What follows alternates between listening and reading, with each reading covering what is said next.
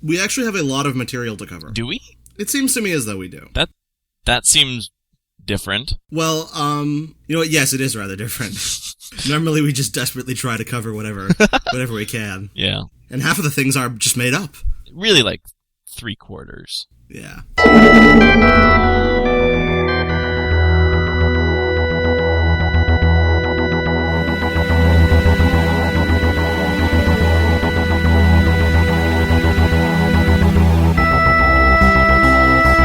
I'm Tom Dickinson. And I'm Lewis Mites. And this is The Cloister Room, a podcast about Doctor Who and other things.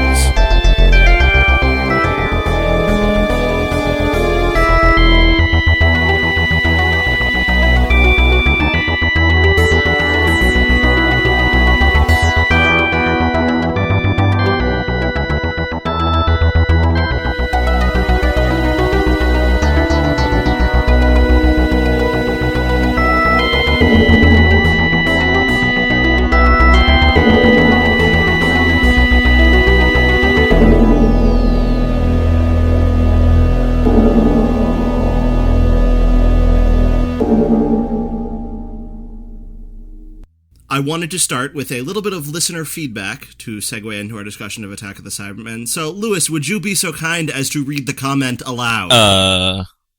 All right then. I should say, it is a comment from someone who goes under the name of Rory Pond, who is a frequent commenter on the website, and in fact, the only frequent commenter on the website. Okay. All right, anyhow, please do read it. Okay. To say I was surprised at your lukewarm reception of Caves of Androzani would be a vast understatement. At the least, I expected some recognition for the intricacies of Robert Holmes' script, or some acknowledgement for Graham Harper's direction. But you didn't slag it too badly, so there's that. Frankly, I'm not too enthusiastic for your upcoming review of Attack of the Cybermen based on what you've said already about Colin Baker. I'll reserve judgment further until the actual review.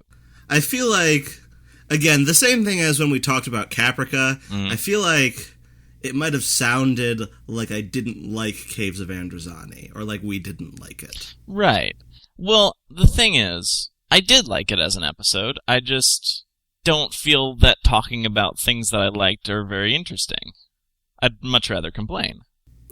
Yeah, I mean, part of it is that it's often more interesting to talk about the flaws in the story than it is to talk about the successes. But it's also, I really don't think it is the greatest Doctor Who story ever. Yeah, I mean, I don't know. For instance, I think The Aztecs is a better story than Caves of Androzani. Like, I think Genesis of the Daleks is a better story, and I could name the stories. So, I mean, obviously, I'm coming at it from the perspective of thinking that while it is a very good story, it's also a very overrated story, and I feel like enough effort has been spent praising it. Yeah, I'd agree with that. And it is a very enjoyable story. The script is very good, and we actually did mention the direction, which got cut out in the edit for reasons I don't want to go into. All right, then. It's not that they're, like, shameful reasons, they're just not very interesting reasons. All right. I do remember that, actually, yeah. There is some good dialogue in Caves of Androzani, and I mean, it is in my opinion one of Peter Davison's best performances.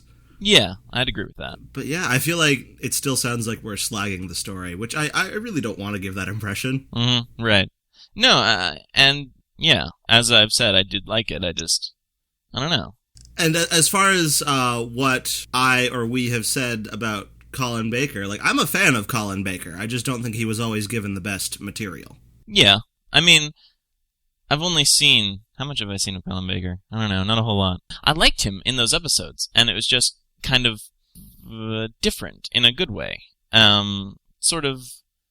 I actually, when we're talking about this episode, well, let's segue into talking about it now. Yeah, sure, alright. I mean, like, the thing about this episode is he's kind of, angry a little bit. And he even goes and says that at one point, that, he's a Time Lord and a very angry one at that. And I like that. I think that's fun. I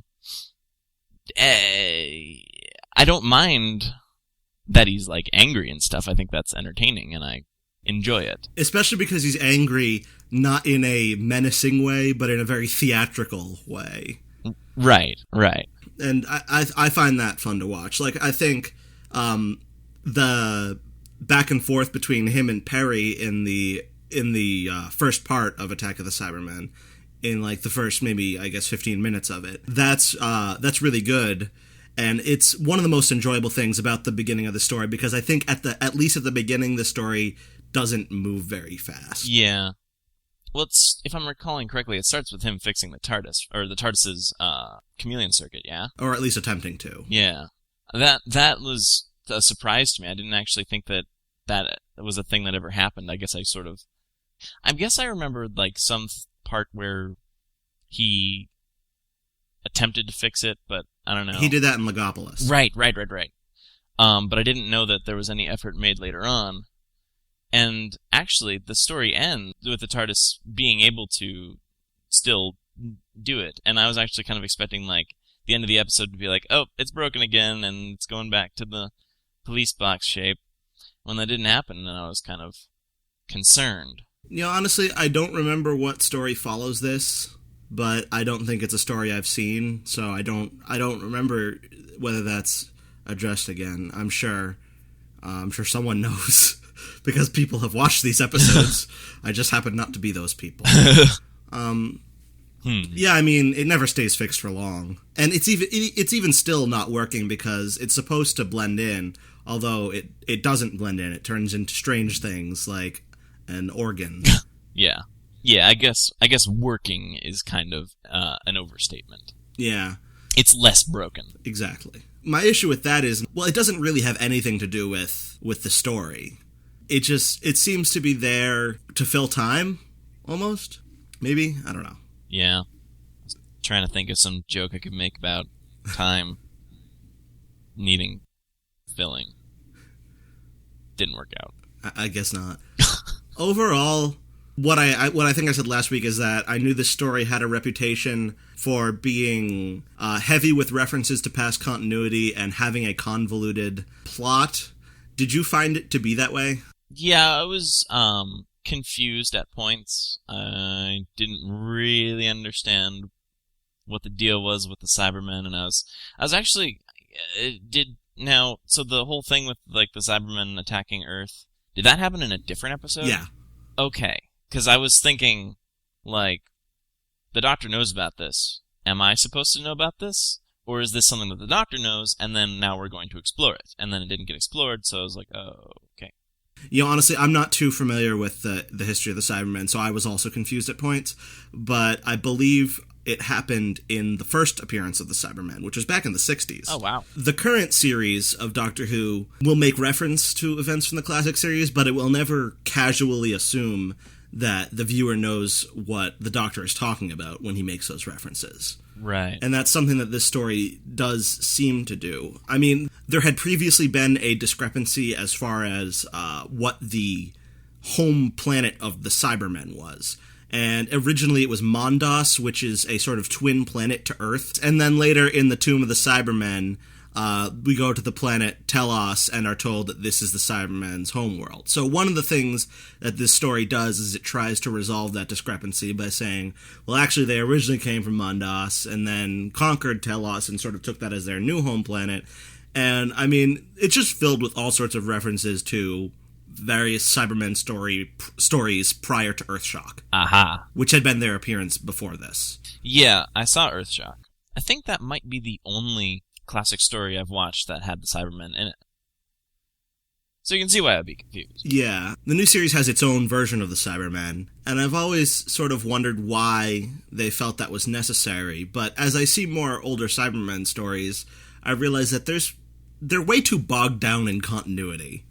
Explaining everything about them and where they come from and who they really are, it's just a hassle. That's true. And it certainly confused the heck out of me. So, I guess in that regard, sure, pulling them from another dimension where they have none of this continuity, that's cool.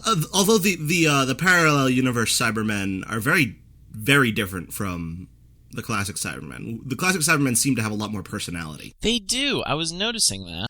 And it was kind of strange because they had, like, inflection in their, like, voice and stuff. And, that was very, very different.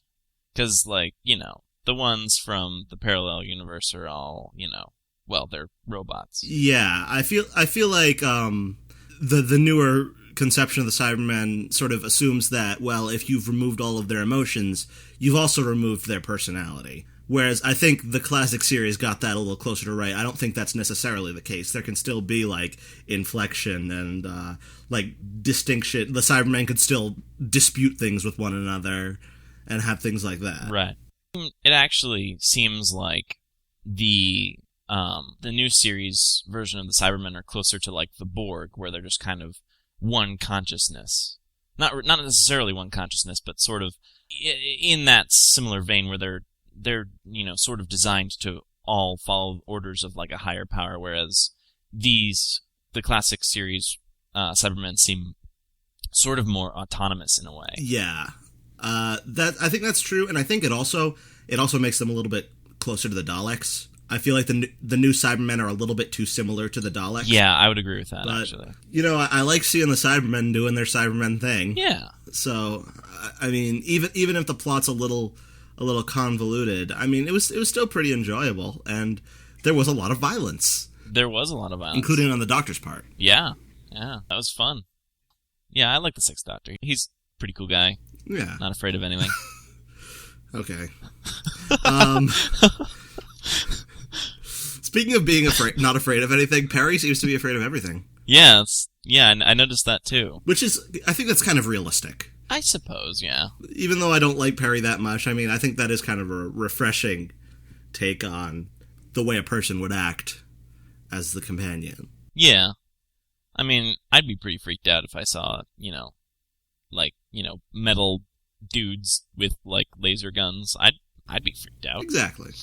Yes, it's very realistic, so, yeah. So, what did you think about the Cryons? They looked really kind of silly. What they reminded me of was actually this one episode of The Simpsons. Okay. And this can go nowhere good from here, but it was an episode where Homer thought he was seeing an alien in, like, the middle of the woods, and it was actually just Montgomery Burns, who, from years of radioactive exposure at the nuclear power plant, gave him a healthy green glow. Okay. And he sounded sort of, I don't know, it's hard to describe, but, like, his voice was really high-pitched for some reason. I don't even remember. But, like, their voices in particular reminded me of that. I was watching one of the special features on the DVD. Oh, yeah? And apparently, as originally scripted, the Cryons were supposed to be almost like more masculine, tough warrior guys who you could conceive of as having a battle with the Cybermen. Because there was supposedly some kind of conflict between them. Right. You can't really believe that these Cryons would put up much of a fight. No, not really. But the director thought it might be good to make them more feminine and delicate as a contrast to the Cybermen, who are very stompy and masculine. I could see that. I feel like it works in theory, but, I mean, they do come out looking kind of silly. Yeah, I mean, once again, I just have to comment on, like, costumes and stuff. I'm used to the classic series at this point, but those kinds of things still get to me. I guess I'm spoiled. I guess. They're creepy, though. They are kind of creepy. But just perhaps not for the reasons they should be creepy. Yeah. Speaking of the way they originally were in the script, there is considerable controversy over who actually wrote this episode, or this story. Really? Yeah. It's credited to one Paula Moore, which is a pseudonym for Paula Woolsey, who allegedly didn't even write a single word of the script. Yeah, okay. It's all very complicated, and a song has been written about it. A song? Yeah, Oh, that is serious, then. Of course. The comedy podcast Tachyon TV, a comedy Doctor Who podcast, wrote a song called Paula Moore to the tune of the Erasure song Oh L'Amour. Okay. And it describes the controversy. It's quite amusing. I'll put a link to it in the show notes. Yeah, so, like, overall, did you like, dislike, sort of indifferent to the story? I would say I kind of liked it. I liked it mostly for the Cybermen, just because I like seeing them. Even if it did rely on continuity. There we go. That I hadn't seen. It made it confusing, but at the same time, maybe not in a bad way. You know, sometimes it's good to be confused every now and again, or at least bewildered. But yes, ideally, I'd have to say that I sort of feel both ways about it. There are some things about it that I really don't like, and there are some things about it I really do like. I like Lytton. Yeah. He reappeared from the Peter Davison Dalek story, which is Resurrection of the Daleks, I think? Yeah, Resurrection of the Daleks. Okay. He had been a minion of the Daleks there, and they sort of left off and didn't really say what happened to him after he escaped, and so this sort of picks up on that. And he's a good character. He's pretty, he sort of has this menace to him, but, you know, you find out he's not all bad. Yeah.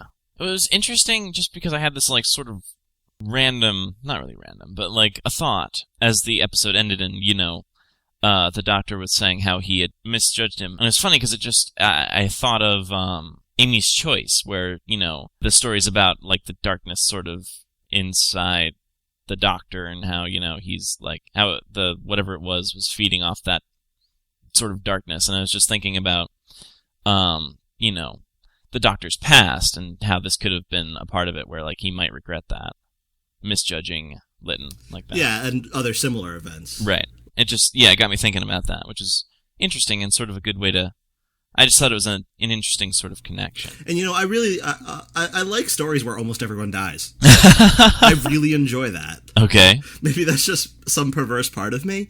But, like, there's a story that is almost universally despised. It's a Peter Davison story called Warriors of the Deep. Okay. But it ends with, I guess this is a spoiler, it ends with everyone dying. And Peter Davison having this shocked and horrified look on his face and saying, "There should have been another way." And I mean, that's sort of like tragedy. It's always like, oh, It gets to me. And I mean, there's something to be said for that. Yeah, I think that I like death in a way. I mean, death is very good for making the, like, you know, it's kind of like, it makes it more real. Right. I mean, you wouldn't expect anyone to really survive if the Cybermen came a knocking at your door. Right.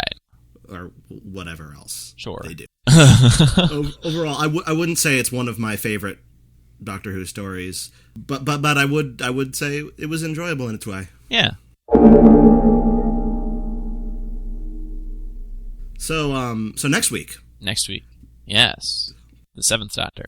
Well, yeah, and we're watching The Happiness Patrol. Yeah, okay. Now, I was sort of, like, following along here, and I saw The Happiness Patrol, and I wasn't sure what that was. So I went to Wikipedia, and I actually looked it up, and I was surprised it was actually a serious episode. Well, I mean, like, not serious episode, but there's actually seriously an episode called The Happiness Patrol. It's an absurd title. Yeah. Given that we've been watching episodes like Attack of the Cybermen or, you know, Genesis of the Daleks or whatever, you know? So it's kind of different and a bit surprising. I have not seen The Happiness Patrol. Really? So I don't really know that much about it, other than that some people seem to like it. Okay, then. Clearly. It edged out Survival, which was the final classic story. Oh, really? Which came in a close second, so maybe we'll watch that some other time, but for now it's The Happiness Patrol. Okay, then. I'm kind of intrigued. Yeah, I mean, I've liked what I've seen of the Seventh Doctor, but, I mean, I've seen, let's see, what episodes did I watch? I watched the Dalek one. I don't know what it was. Our Word of Remembrance. Okay, Remembrance. And also Ghost Light. And there may have been another one, but I don't remember it, if it was, in fact, something I did. So anyway, I liked what I've seen of him, but I don't know. This story is very curious. Yeah, I would say, I would use your word, intrigued. Yeah, once again, I'm excited because it's a story that I've not seen. So yeah, I will get to see it. Yeah, and the following week after that, we got to watch the TV movie, yeah? Well, I think we did say back a while ago that it might be interesting if, since the Eighth Doctor has has been greatly expanded upon in the Big Finish audio dramas. Would you be at all interested in throwing one or more of those into the running? Sure, yeah, that'd be fine. Because I was thinking, I mean, I don't want to put all of the Big Finish audio dramas in the running because that will sort of split the vote in terms of people who think Big Finish is a good idea, which would make the TV movie automatically win. So I want to put the TV movie up against Blood of the Daleks, which is a Big Finish audio production that is made of 2 45-minute episodes. Okay. And whichever one wins. Sounds fair. And that also happened to be the introduction of a new companion for the Eighth Doctor. So, I mean, seems like a good point to start. It does indeed. So, I guess what we want now is sort of people to say whether they'd prefer that we do the TV movie or Blood of the Daleks. That works. All right, then. I'll be interested to see how people respond to that. Yeah, because I know that a lot of people don't really care for the TV movie. I have. Well, we'll talk about that if it gets chosen. But a lot of people don't really care about Big Finish. Okay, then. So a lot of not caring. Yeah, we'll see whose apathy is stronger. Minor casting things are continually being announced. Stephen Moffat has been saying things. Saying things? Why aren't we covering this? He's been saying things to tease the direction of Series 6. And I generally try not to think too hard about the things he's saying, because I like to sort of experience it for myself. But he's been talking about, like, the kind of role River Song will play, or the kind of cliffhanger we can expect at the break between the two blocks of episodes. Yeah, I'd like to see that just be sort of a surprise, I guess, more or less. Yeah, and all the other news is, like, Karen Gillan dropping her phone. What? That was actually in the news. I don't think it was last week. I think it was a couple weeks ago. Okay. Karen Gillan dropped her phone, and it was a major story in tabloids, I guess. Like, it was being talked about on Twitter. Okay. Let me Google this. Was this phone supposed to be like an anti-gravity phone, and like dropping it disproved that or something? Is that like supposed to be indicative of like some not being able to grip things syndrome that Karen Gillan might have? Oh, she dropped it in the road. Oh. And then picked it up. Oh, okay. So, oh wow. So she actually picked it up after she dropped it. Yeah. Oh, yeah. And it was still working. Oh, okay. Oh, thank God. But that was the big story a couple of weeks ago. This week, the big story is that her hair was in her face. You're making this up. No, I am not. You are making this up. There's no way. What? Now, hang on. What did you Google to get this? I need to confirm this. Okay, I did Karen Gillan drop phone. No, and I mean, this is stuff I'm seeing on Twitter. People are, I mean, mostly mocking the fact that these stories are being run. Right. Okay. Okay, right now I'm looking at a news story on metro.co.uk, which has a picture of Karen Gillan with her hair in her face, and I think I'm looking at the exact same picture you are. The headline says, Doctor Who actress Karen Gillan has a hairy moment. Oh wait, no, I've got a different picture. This could have happened on multiple occasions. This is why I don't read the news. And this is why I don't think we need to cover most of it on this podcast. Because, I mean, there is real news out there. Like, yeah. You know, casting, the program winning awards, DVD release schedule, that sort of thing. And I mean, there are other podcasts that are covering it. Okay, so that's not our job then. Right. I mean, I don't want to be completely redundant. So Fringe. I really, really liked the premiere. Yeah. You know, it's funny because I think I remember hearing or reading somewhere that, like, the whole, like, other universe thing was supposed to take several seasons to develop, as opposed to just the first season. And so, it's kind of, I've always been wondering, well, what are they going to do? Are they taking it in a completely different direction, or, you know, things like that. But I really like what they're doing. I like this idea that there's like now something wrong with our Olivia, and she might not be herself anymore, kind of a thing.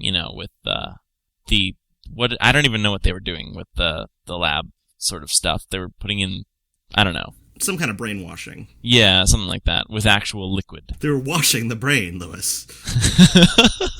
Oh, right. I forgot you can do that. I've never really thought Olivia was a very interesting character. Right.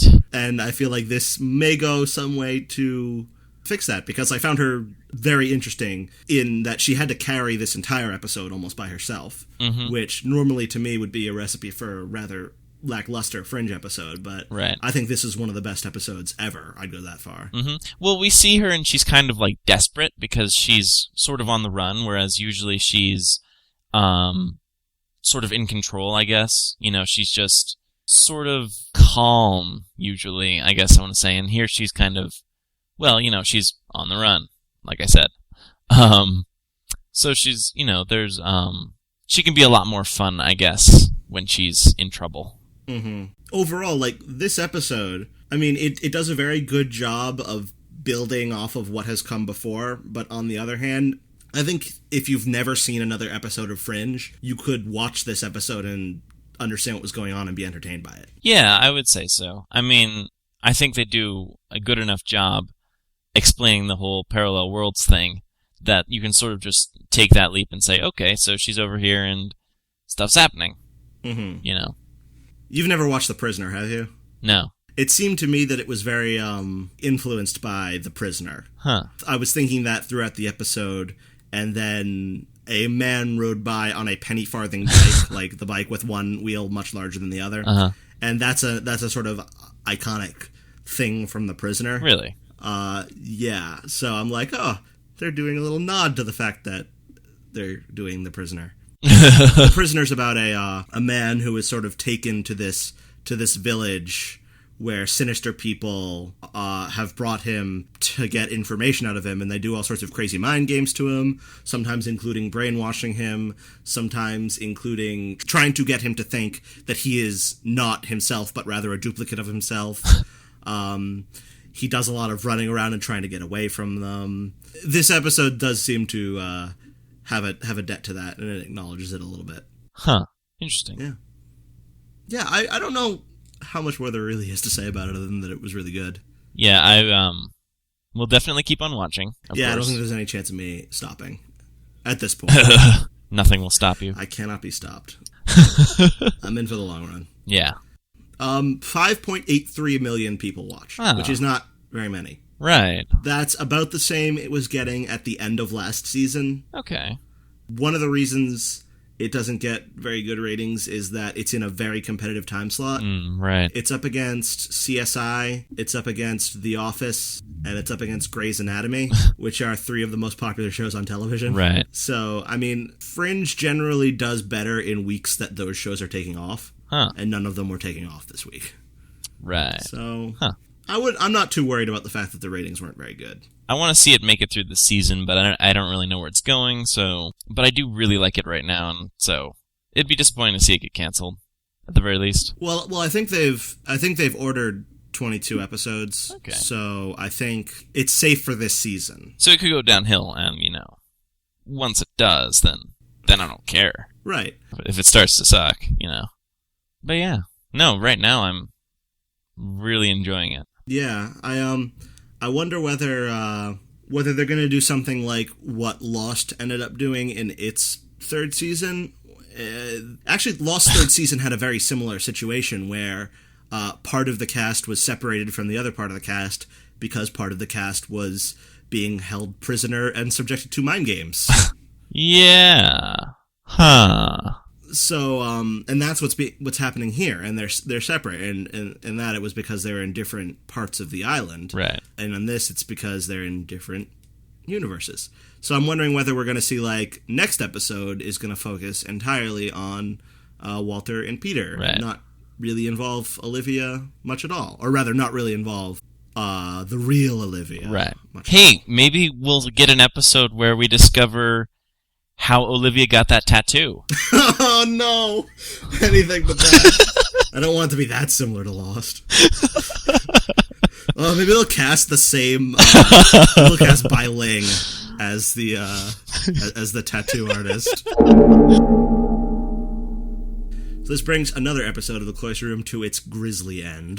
You can contact us and give us feedback at thecloisterroom@gmail.com, or you can leave a comment on our website at thecloisterroom.com, which you may notice is what Rory Pond did, and we read his feedback in this episode. Yeah. So yeah, we may, if you give us feedback, we may read it if I feel, or if Lewis feels that it would be grounds for discussion.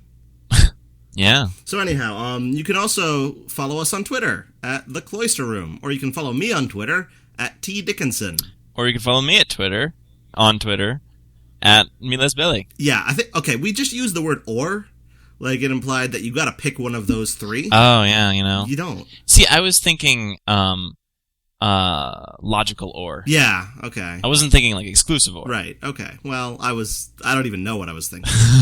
Regardless of what I was thinking, I want to make it clear that no one's stopping you from following any two or perhaps even all three. Ah, yes. Please do follow me. I get so lonely. Well, I say no one's stopping them. I don't know that no one's stopping them. Okay, if someone is stopping you, you send us feedback and we'll make sure you get help. That's a Cloister Room guarantee. Can we do that? Is that, like, actually enforceable? Yeah, sure, why not? Okay. I think that's it. I think so. We don't have a Facebook page. No, we don't. Perhaps it's for the best. I'm not particularly interested in making one. Okay. I'm not interested either. Maybe someday. Well, I think we're done. So, I have been Tom Dickinson. Wait, the whole time? Most of it. Okay. I've been Lewis Midas the whole time. Oh, okay. Well, there's something to be said for consistency. I try. Okay. Well, goodbye. Goodbye.